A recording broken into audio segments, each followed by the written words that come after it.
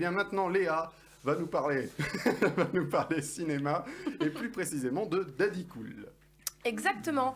Daddy Cool, c'est un mec, c'est l'histoire d'un mec qui n'est pas papa, mais qui est clairement très cool, trop cool.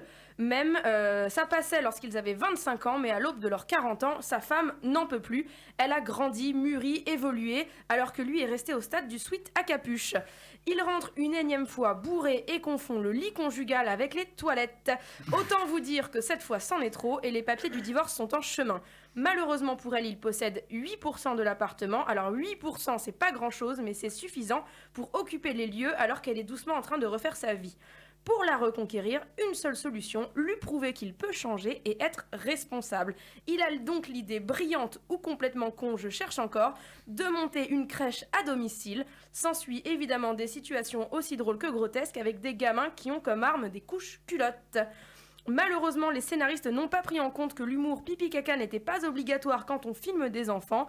Une petite blague potage par-ci par-là, parce que bon, on ne va pas se mentir, les enfants, ça pue. Mais baser les 3/4 de l'humour du film sur des gags scato à répétition, c'est indigeste, c'est le cas de le dire, et franchement, lassant. C'est le gros point négatif d'un film qui est pourtant bourré de qualité.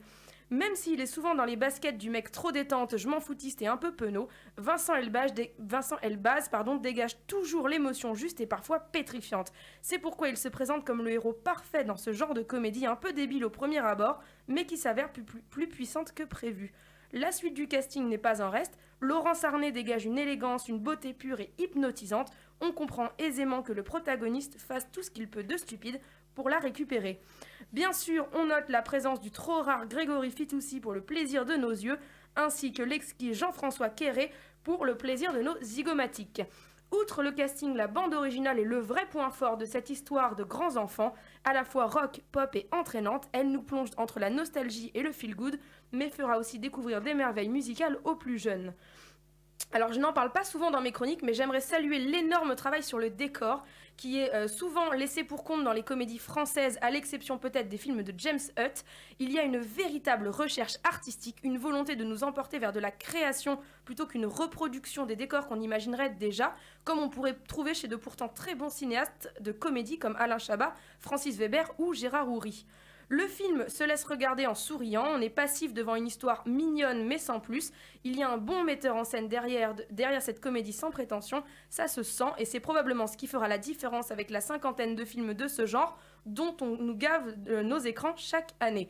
Pas d'éclat de rire, pas de punchline ou de vanne qui marque, mais des situations plutôt tendres et un rythme appréciable pour cette comédie facilement oubliable.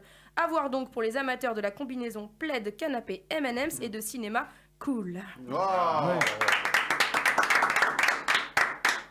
Merci Léa, c'était très cool.